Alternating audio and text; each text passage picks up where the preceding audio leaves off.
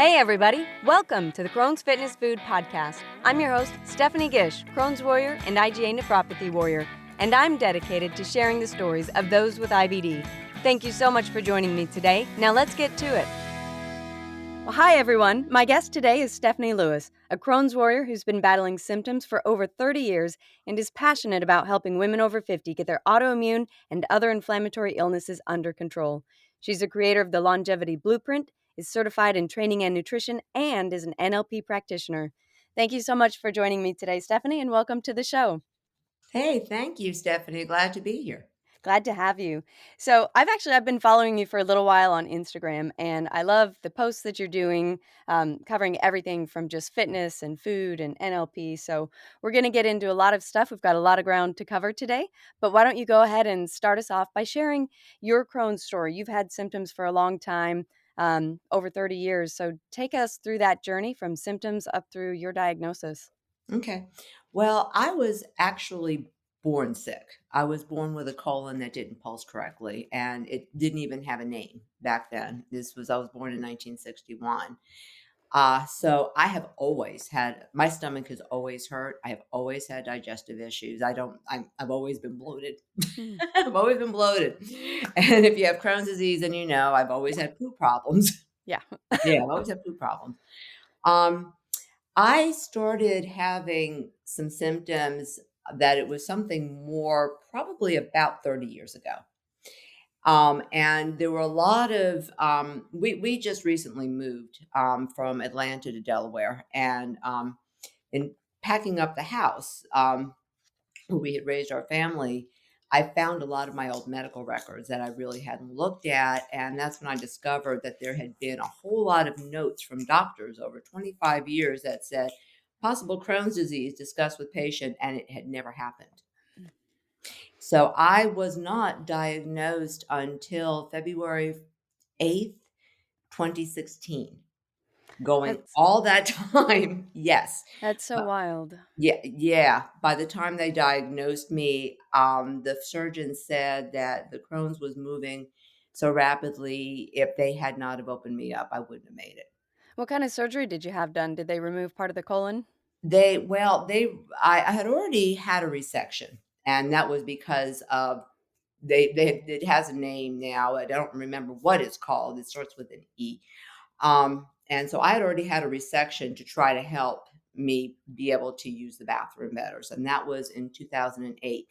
So on February 1st, 2016, after basically threatening people and saying, I'm dying, you cannot send me home again from the hospital, I sent my purse with everything I had except for my driver's license home with my husband and from the hospital. And I said, no matter what you do, don't come back. It doesn't matter what they tell you, don't come back. They have to treat me. They will have to do something if you do this. And what they agreed to do was give me an ileostomy, which I had been asking for. When they opened me up, they discovered that everything in there had been eaten. Wow. And so at the end, when I woke up from the surgery, not only did I have, actually, it was a colonoscopy. When I woke up, I had an ileostomy because they had removed the rest of my colon, half my rectum, and a big chunk of my small intestine. And that was where things just kind of went.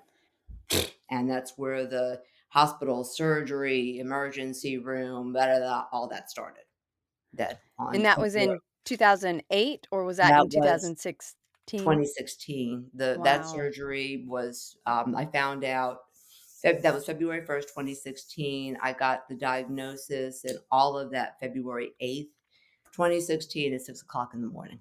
One of the things I find so frustrating and disappointing is that there's so many stories like yours where you don't get a diagnosis, that people with IBD we're left on our own for so many years, and we don't know what kind of damage it's doing in that time, and then we're left to navigate it on our own. And that's exactly what happened. So tell me about your journey. How did you manage the disease that you didn't even know you had? How did you manage it for so many years? And then what changed after 2016 when you finally had the diagnosis? Did you start doing different things then? Yes and no. I had started getting sick about 20 years before that. And it turned out that I'd had Epstein-Barr, the Epstein-Barr virus, and it became chronic, meaning that there was mitochondrial damage. So I had been searching for a very long time for a way to get better from that. And I also have Hashimoto's, and that was another one because I Synthroid doesn't work well for everyone, and I don't believe I ever absorbed it well. So my thyroid levels had always gone up and down, and I had always gone between hypothyroidism and hyperthyroidism from the age of 28. From the age of Yeah. So I had been searching for decades for a solution to this stuff because no, there was never another form of thyroid medication that was offered to me. There was never anything from a GI other than eat more fiber. And that doesn't even help all No, of us no, with it doesn't. IBD. It's worse. So so when I found out, I had a really good, base to start with. However, I did start with what the doctor said, what the GI said, and that meant medication, and that's when I found out that I cannot take the medication. I was either allergic or intolerant to it after, anaphylactic shock and some other things. I said, "Okay, I can't do this." And I knew and a lot of that came from just being having a lifetime of GI issues and being put on different medications and different supplements, and by the time I got there, my body had just said, "No, no more," and at this point, there's next to nothing prescription I can take, and there's also very few supplements I can take as well. What I really have is diet and exercise for myself, and that's where that started, was my realizing that I was truly on my own with this, and that not only that, but I was gonna be fighting against a medical system that doesn't like people like me. They can't help me. And there's too many people like me out there who we either are intolerant to the medication, we build antibodies to the biologics. There's a whole lot I know a whole lot of people who have built antibodies to the biologics, or where they just don't work too. That's called irretractable, and these things, so you go through that and it simply doesn't work. And at some point, for people like that, you have to also say, "Am I gonna really go through this one more time?" And all the side effects of that. And so there's this whole subgroup of people like me out there, and we scare everybody.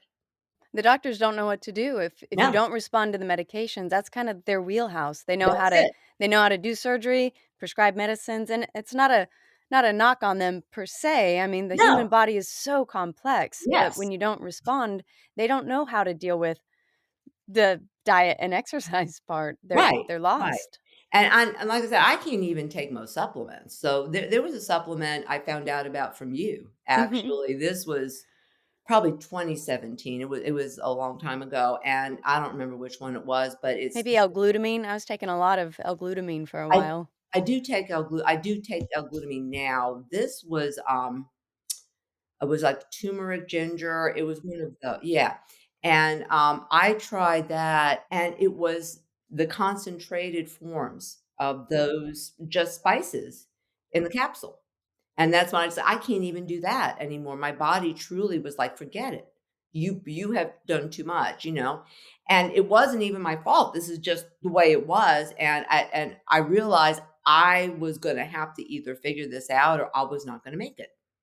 So tell me about that process. How did you figure it out? Because you've done a few different things with your diet. Done a lot of So stuff, yeah. talk to me about what you did because you look like you're in a great spot now. Watching you on Instagram and looking at you, speaking with you now, you look like you're vibrant and healthy. So how did you get here?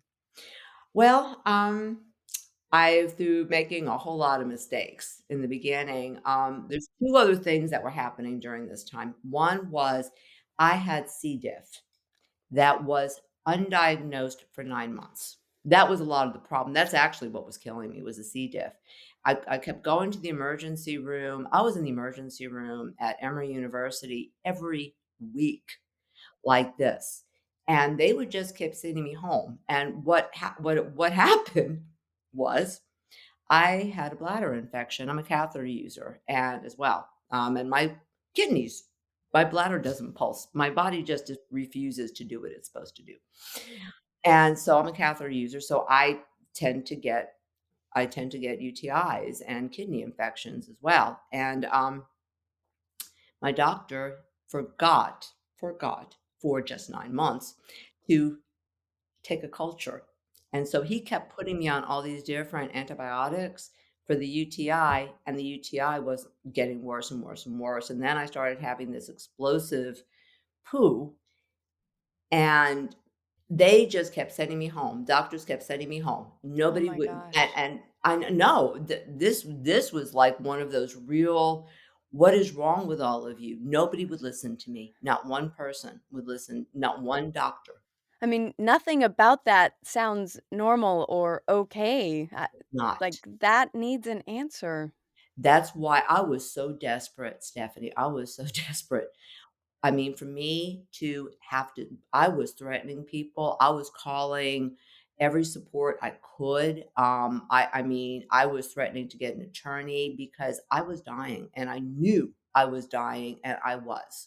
Wow. Yeah, and I lost so much faith. And now I don't have a lot of faith at all in the medical system. How could you? I mean, Yeah. anyone with that experience would it Oh, blows my mind. I mean, I know that even in my experience, I've been dismissed and, pushed aside, and I hear it frequently, but to be that blatantly, I mean, every something was time. wrong. Right. Nobody would do anything, and what finally happened was I went to this was back to Emory. Again, we lived really close to Emory, and, went back to Emory, and a doctor in the emergency room finally took a culture, and that's how I got rid of the UTI 9 months later, and that was December 2015. And, by January, I was like I hate to put it like this, but I was like half dead. I mean, I could barely move because I mean, everything in my body was depleted from 9 months of losing all that fluid. I was horribly dehydrated, and nobody would pay attention to that. And, God, I'm sorry, just the memory, I hadn't thought about that for years, and yeah, it's really distressing. Thinking about, and then even though they had made a big mistake, the GIs had made a big mistake, there was no recognition. There was no apology. There was nothing. All they said was, "Well, now you need to start taking a biologic." And I'm like, "You really think I'm listening to you now?" But I still did, and that's when I discovered that no, I was on my own. Literally, I was on my own. I had doctors telling me I was stupid, telling me I was going to die. I would die. I would die.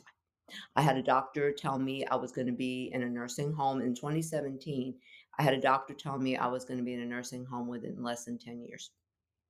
Uh-huh.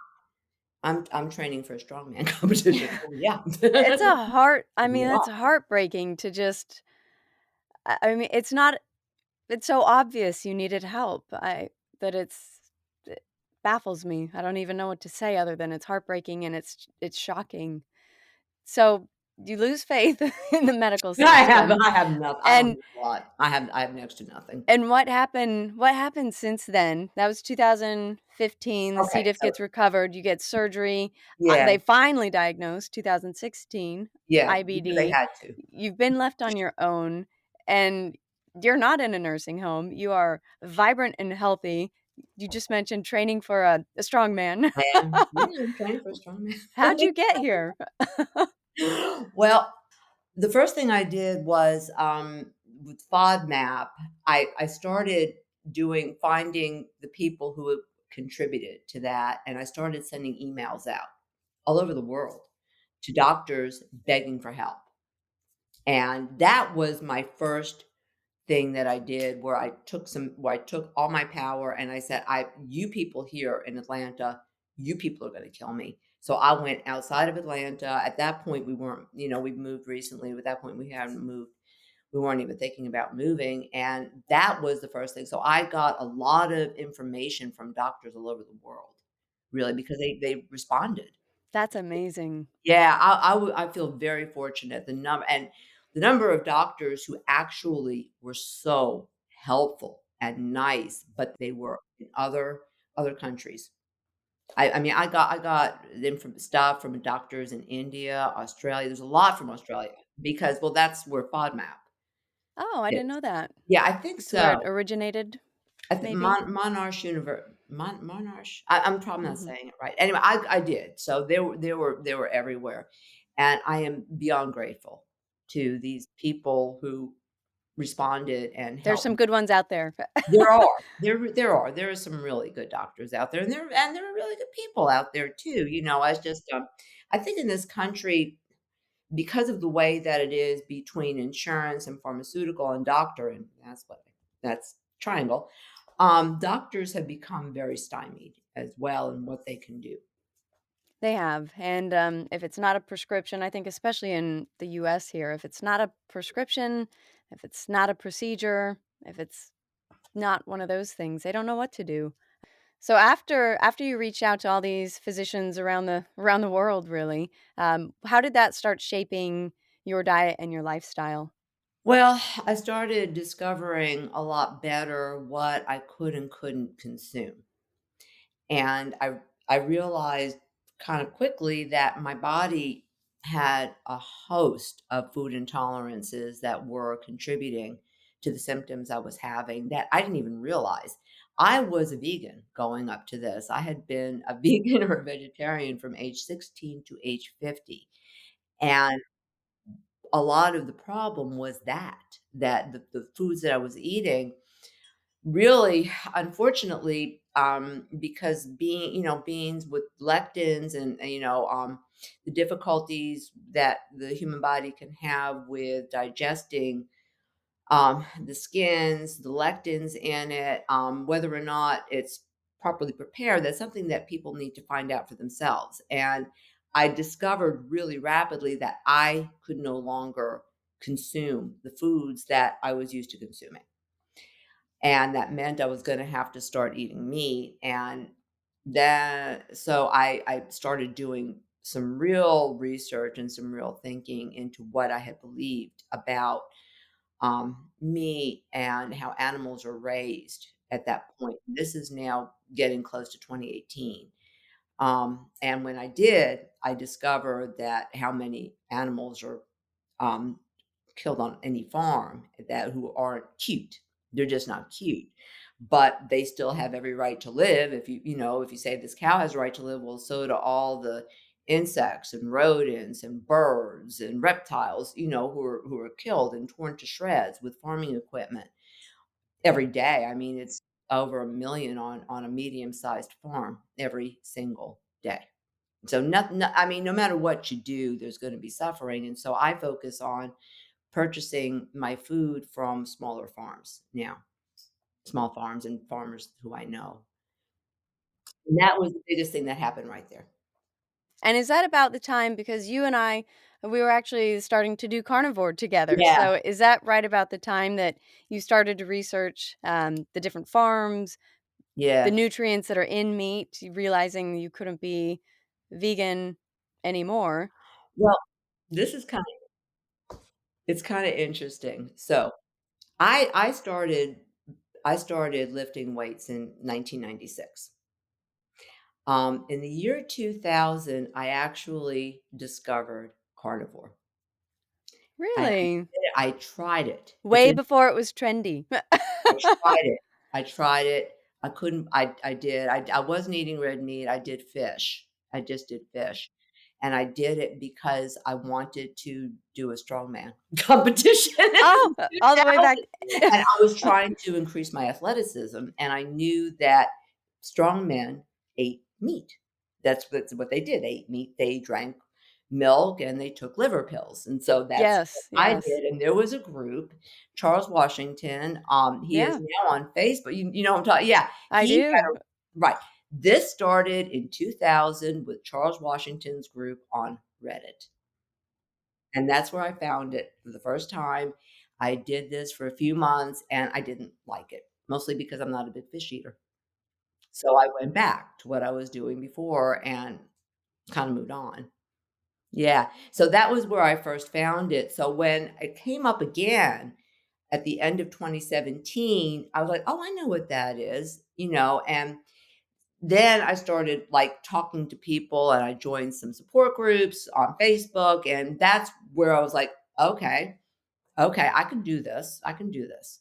And I did. So and I did, and that's where, the recovery really started, and the big thing there, besides getting it into remission quickly, is I have a condition called short gut that from the surgeries, and at the time, I weighed about 80 pounds.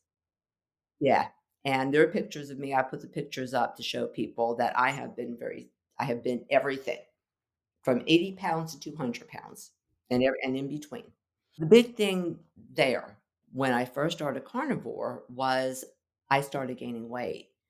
So what they say is that your small intestine opens up and can start absorbing food when you remove those toxins, and I did. I gained over 30 pounds very quickly. Actually, once it started healing and I could see it, it was amazing, and I still have that now. I still have that now, and that's one of the biggest things is I can keep weight on me now. I can't gain a lot of weight, but I can keep weight on me now, and I am a normal weight. That's good. 80 Yeah. is not healthy and normal Oh, unless you're, what, 10 years old? I don't think I was But 80, I don't think I was that thin when I was 10. oh. So, no. So what kind of foods were you eating? Were you 100% carnivore? What kind of foods were you eating? What was that Yeah, diet?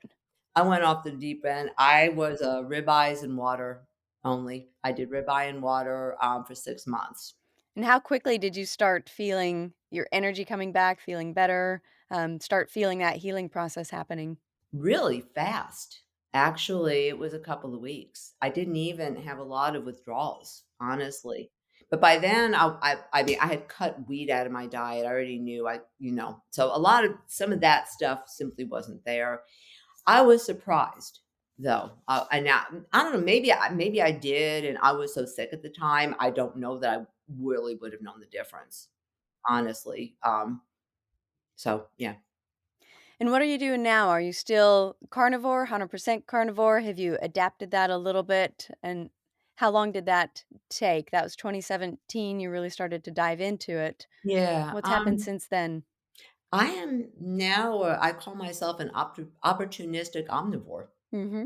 because it changes day to day. If I pay attention. I keep a food log so I can track my symptoms, and I pay attention to what my body is telling me. And if I have a side effect to something, even if it's something that I normally eat, I'll take it back out and put it back in to test it to see. So I do as I am also obviously I'm fairly long postmenopausal.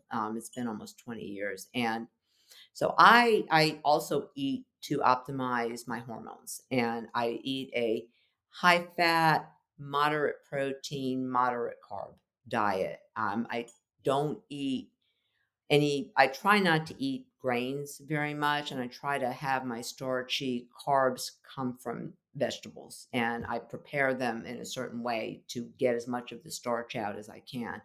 I believe that the problem with all of this stuff is starch, that our bodies don't do well with unfermented starch. Fermented starch is good for your gut, but unfermented starch, I don't think our bodies really know what to do with it. So that was one. Two, I avoid anything that's a vegetable oil or a seed or a nut like the plague because of the amount of pain it causes me and the bloating and digestive issues. I think one of my biggest things is going to be vegetable oils. I'm actually starting a book about it. Awesome. Yeah. Be sure to let me know when it comes out, I and I will. will share it. Well, believe me, Stephanie, you're gonna know when that book comes out. Good, good. Yeah. So tell me about your fitness journey. You had the desire for a strong man way back Yeah. when. You started lifting weights in Yeah, 1996. 1996, which funny enough, that's about when I started lifting weights too, 96, 97. I got Yeah? a VHS tape and it was In Shape with Rachel McClish. And so I don't know if anyone is going to know who Rachel McClish was, but she was, I think, the first female bodybuilder, Olympian, but it was Oh, that's where I know her name. Yeah. yeah. I And really love the sport, and mhm. I've been following the sport forever because I think that what they do is just unbelievable, what it takes to do that. I wouldn't do Yeah. that. I need to eat. It's intense. Yeah, Yeah, you just definitely eat. need to eat. Yeah. So, tell me about your journey. You started lifting weights, had the desire for the strongman. You're gonna do the strongman. You're training for it now. So, Yeah, talk to me it's in New about that. Jersey. So, I found a gym. I had never been to a gym. I had a 2-year-old, and we had just moved into the house we just moved out of. And, I saw a sign that said free childcare after 4. And I was a high school special ed teacher, and I was like, "Oh, I could use some free childcare." So, that's how I wound up joining a gym, and I thought, "Oh, I'll walk on the treadmill." And they gave me a free tour, and that's how I started lifting weights. That's And I awesome. don't know that I ever got on a treadmill Yeah. in that gym. All I wanted was to pick up heavy stuff and put it down because it felt good and my mind was clear and calm Yeah. when I It did it. does feel good. Yeah. So that's actually how that started, and, yeah, I fell off the deep end from the very beginning. Um, with all the years of being sick, I was actually quite sick for after that, starting in 2005, that's about when the Epstein-Barr thing started, and one of the things that I did to motivate myself to keep going and looking to get well was I would always tell myself, "You're gonna go back to the gym. You're gonna go back to the gym." When you do that, it was like I don't need chocolate cake, I need weights to feel good, and so that was what I always did to motivate myself. So that now I did start out ahead with all of this, but because I still have issues, pain issues, issues with not feeling well, there are also periods of time where I simply can't exercise and I don't. So to a certain extent, I'm always kind of starting over. I just had one where I didn't exercise for 3 months and now I'm back. And that's okay, I think. It's Yeah. important to learn to listen to our bodies. We know when we need that period of rest or we know when we need to change things up and then just as you did, you can jump right back into it when you've had time for your body to rest or heal or whatever it was that caused that break, you can get right back into it. Yeah, absolutely. So tell me, because I'm kind of guessing that because you're a certified nutritionist, trainer, NLP practitioner, how does all of that play into this story? Because I'm guessing from all of the research and being left on your own to figure this out for so many years that that probably influenced where you're at now and going in those directions. Yeah, so I was a special ed teacher and I'm also a school psychologist.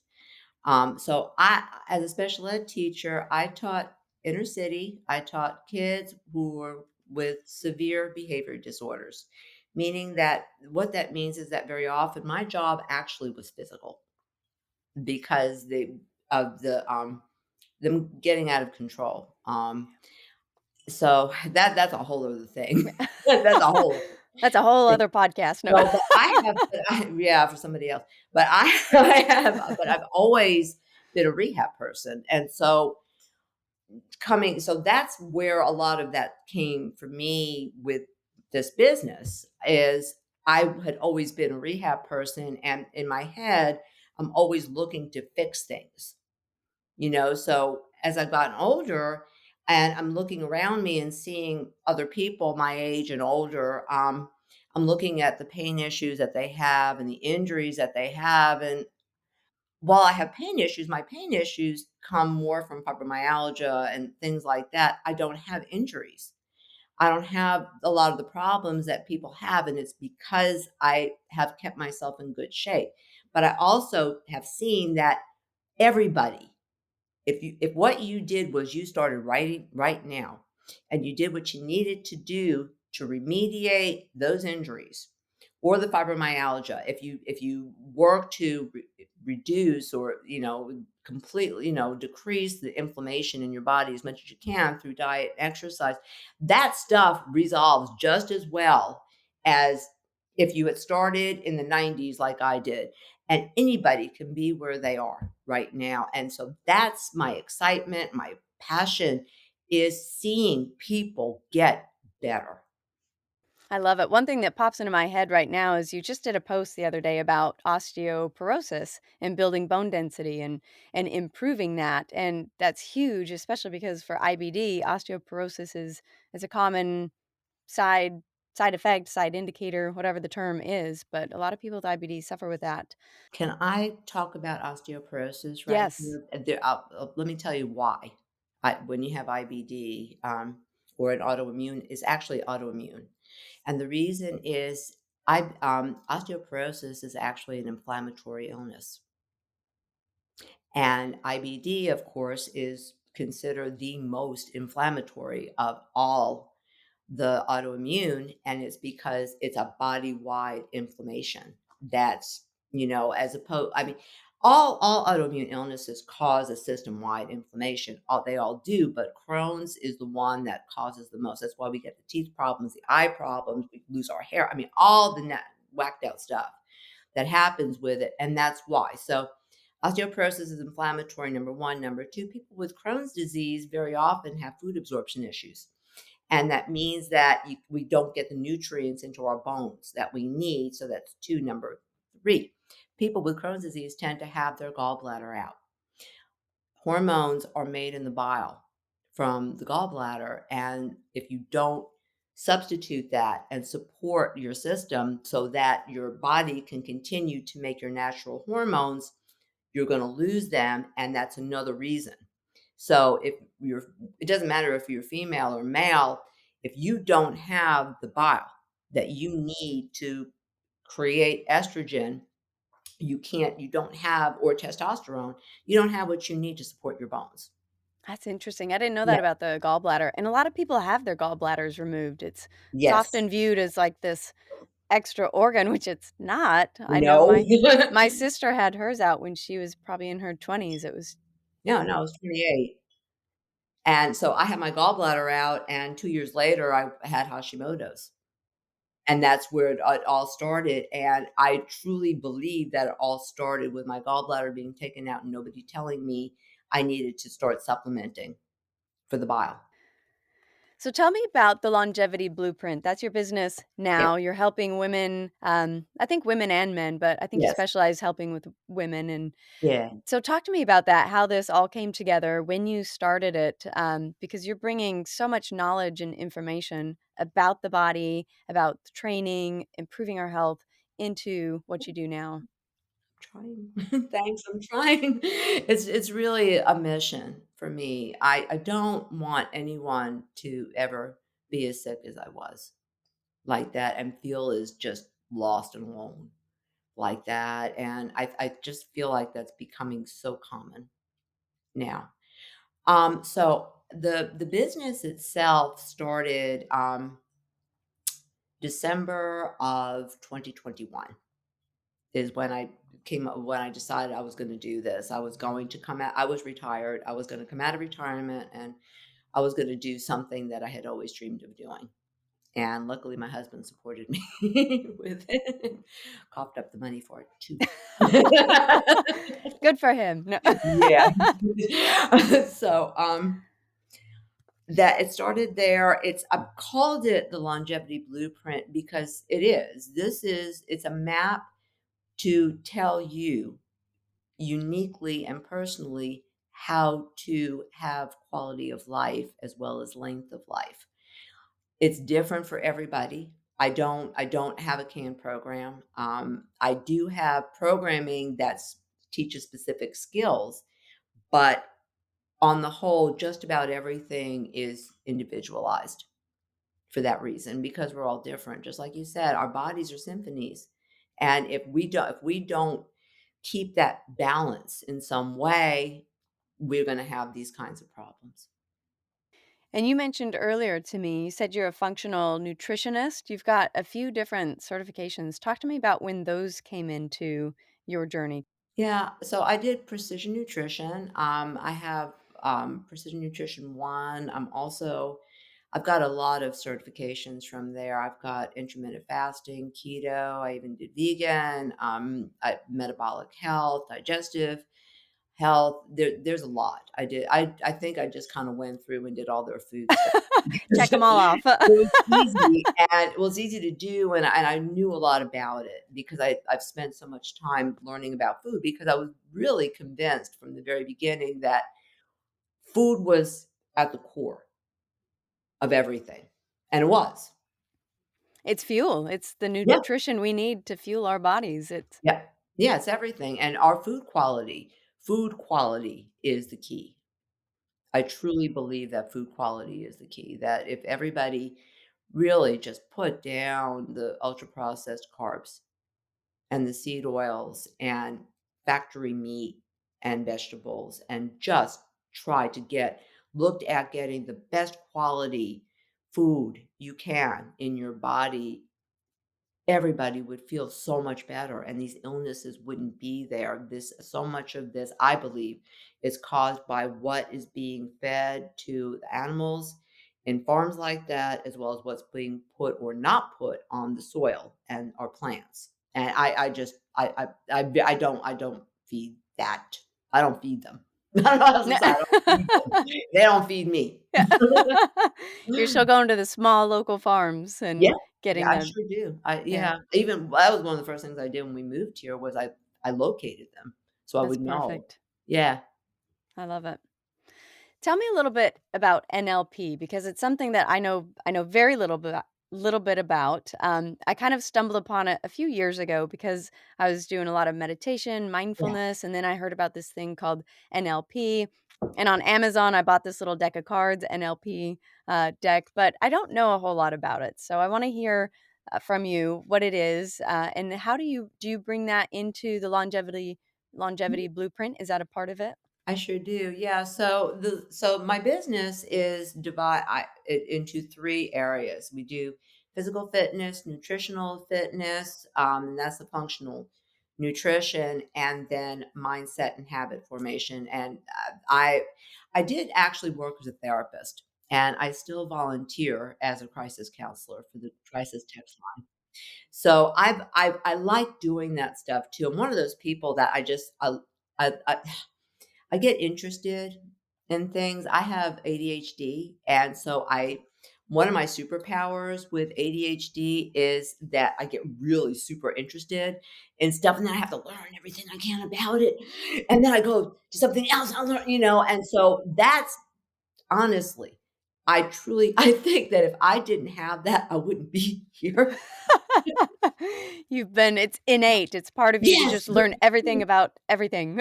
so that's kind of where it started. I discovered NLP in the '70s.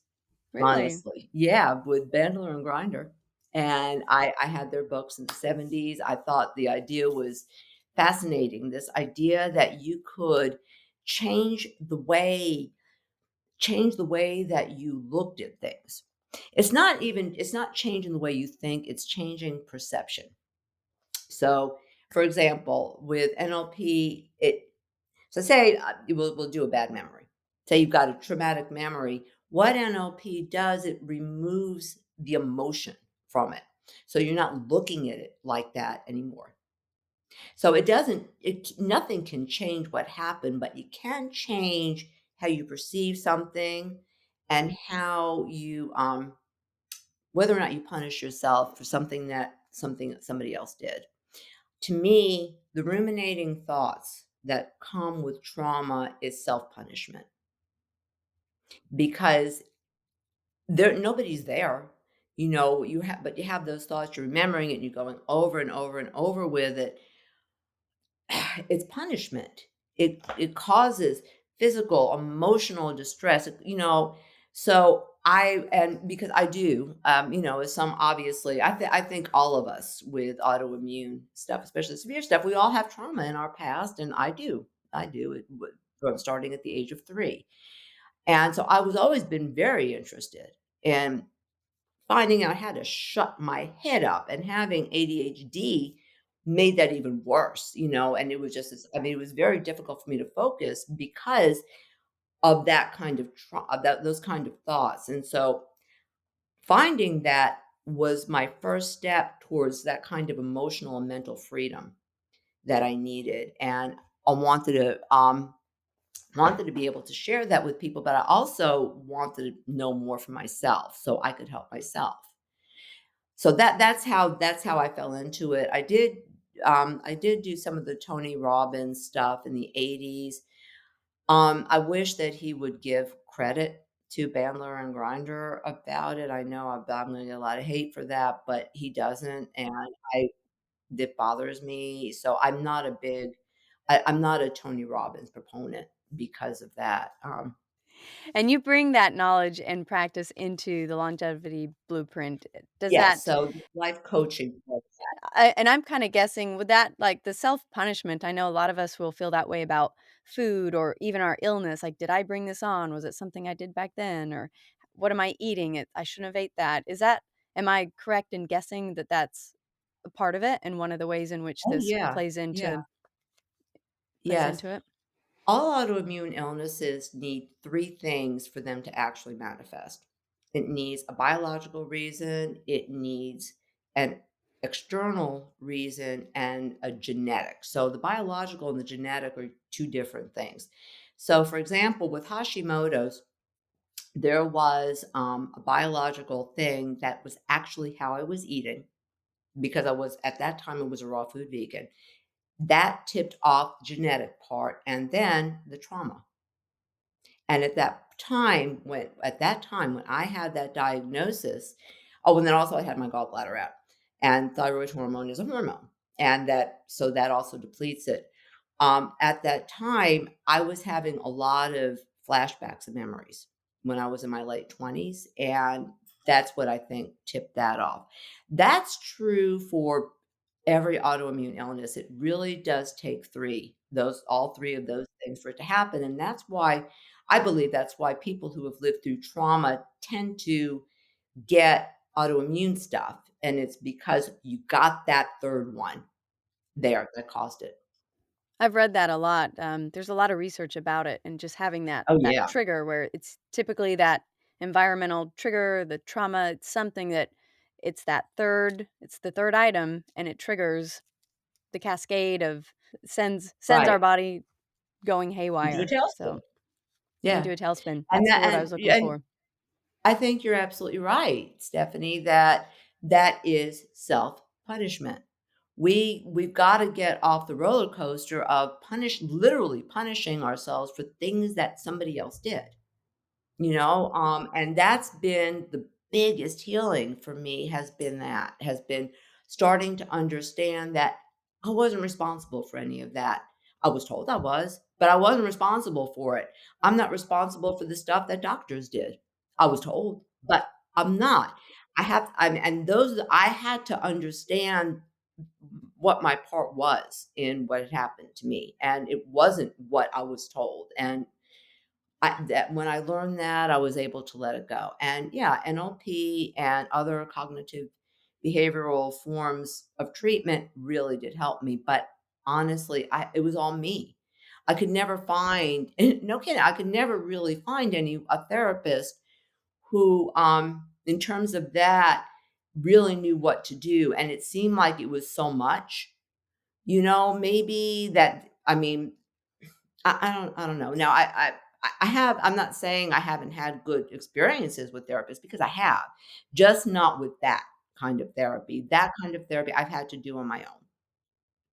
What kind of advice would you give for someone who might be in a similar situation where they're frustrated with doctors or frustrated with the care they're getting? They're not getting the care they needed. It's not the right therapy. It's not the right gastroenterologist. It's not the right hospital.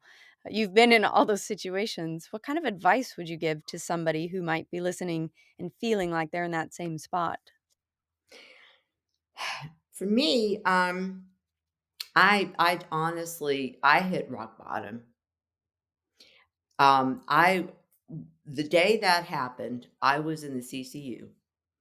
I came in to the ER the night before in full kidney failure, and my organs were shutting down. This was the second time that had happened, and I had asked my husband to let me go because I simply couldn't stand how sick and the amount of pain I was in anymore, and I was told no. The next day, I was in the CCU, and I wasn't dying anymore, but I decided I was not going to do this anymore, and that I needed to take the power back in my life, and that whether I sank or swam, I wasn't going to do it anymore. I was getting off the roller coaster, and that was the decision. That was actually my birthday, 2017, November 23rd, 2017. I didn't tell anybody. Didn't tell my husband, my son. I didn't tell any I just made a decision. This is what I was going to do, and sink or swim. I was either gonna get better or I was gonna die, but if I died, it was not gonna be because of what I was being told to do, and that is actually when I got better, started getting better. Yeah. Wow. What an incredible journey that you've had. I mean, looking at you in so much health and just vibrant and fun and laughing and talking, you would never imagine the journey and the struggles and the mountains that you've climbed in the past to be where you're at now. Thank you. That's really that means a lot to me. It does because I don't want to be a walking victim like that. I because I was. I was. And I don't choose to put that kind of energy out anymore. That's awesome. So when is the strongman contest? October 3rd in Atlantic City in New Jersey. That's Yeah, awesome. so I just, rejoined we live in our neighborhood has a gym, and I can't really train for it there, so I joined a gym yesterday, and I'm gonna be videotaping this. I'll be taking people along for the ride if you wanna Oh, how watch. awesome. Yeah. Yes. What kind of events are in the strongman? Is that like the pushing the boulder and like lifting, flipping the tires and all those fun things? On the car with the rev. I can't wait. I'm so excited. Yeah, you pick up the Olympic boulder and put it yes. Yes, a whole it's that. It's one of those. You pick up a refrigerator, maybe I don't know. I don't know. I just wanna know how strong I can be. I've I have Yeah. I have yeah, because I wanted to do this now for almost 25 years, and that's the reason. I have never wanted to be a bikini model or a figure competitor. I don't care. I wanna be strong. I want men to cross the street when they see me because they're scared, so that I'm safe. I wanna be safe. I wanna wrestle a bear in the woods. Yes. Yes. It's that independence. It's the confidence Right. that Yes. being strong and healthy and knowing that you can fight and run and jump and pick up boulders and cars. Right. It does a But lot what for the mindset. it does, and that right there is so perfect because it does. Physical focusing on your physical fitness goes into every other area of your life. Focusing now, I mean, and while we have to focus on all, the emotional part and the mental part, but that doesn't translate to physical health like physical health transfers to everything else. And so if you wanted a really good reason to go pick up a weight, you don't have to pick up a boulder, but pick up a weight, that's it. The discipline you learn from doing that, and if you're like, "Oh, I'm so lazy, so this or that," go pick up a weight. You will learn. That's how you learn. Yes. That's how you yeah. Very true. Yeah. Well, we have covered a lot of topics, a lot of information today. Is there something that you feel that we didn't touch on, that you want to share with the audience? Anything you want to ask me? What's on your mind? Well, Stephanie, you and I have talked not recently, but I used to chat with you quite a bit, I back remember, way yeah. back when yeah, in the beginning. The only thing I ever wanna say to people is, "You're stronger than you think you are." And if you give up, you're not going to get any better. That's just it. If you give up, you're not going anywhere. I I believe that I believe that one of the best skills we can all have is to learn to stay focused on our future. And everybody says, present moment is everything. I don't actually believe that. I believe that keeping a focus on your goals is it, and just trying to blot everything else out and just being focused on where it is you want to be. And so that's my thought. I love it. And that is something that you would learn from me Mhm. how to do. So if people wanna keep up with you, they wanna follow your journey, watch you as you go through the strongman competition, learn more about Longevity Blueprint, where can they find you online? Well, you can follow my Instagram. That's at with underscores the longevity blueprint. I have a blog on WordPress. I have a YouTube channel. I have a Facebook. I do not have a website because I'm the most illiterate person you've ever met. That coming from someone who just said they have a YouTube, they have a blog, they have Instagram, they plus No you're idea. posting you post content, I mean, almost daily, I think, and Yeah, I it's do. wonderful Yes, content. thank Yeah, and you. I watch you Thank post it, you. I'm like, "I need to be like Stephanie, and I need to post more and not do great things," but you're sharing a lot of wonderful information.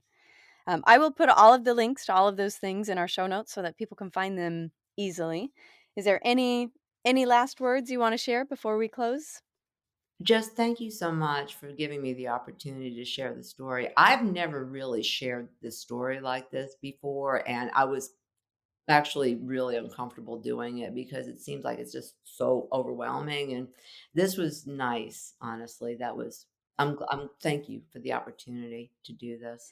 Thank you, and I'm very grateful for you for sharing your story because I know a lot of us with stories, they are uncomfortable stories and they're not things that we necessarily enjoy talking about, but I've said it multiple times, like going through my journey, I relied so heavily on the stories of other people and the fact that other people were willing to share their experiences and what they were going through because it's a whole different thing from what your doctors are going to tell you, to actually hear it from someone else who's going through maybe it's the same thing, maybe it's not exactly the same, but maybe it's similar. That gives us strength and hope and focus on the future that we can carry on knowing that someone else has been through this. I can get through it too. So I'm very grateful for you for sharing your story today. And thank you for coming on. Thank you. Thank you for listening to the Crohn's Fitness Food Podcast. I hope you enjoyed this episode. If you have an IBD story, either as a patient or a family member, that you'd like to share as a guest on this podcast, or if you have a topic you'd like to hear about, send me an email at crohnsfitnessfood@gmail.com. And if you'd like to learn more about me and my Crohn's journey, follow me on Instagram using @crohnsfitnessfood or visit my blog, crohnsfitnessfood.com. And finally, remember, be strong, be grateful, and keep going, my fellow warriors.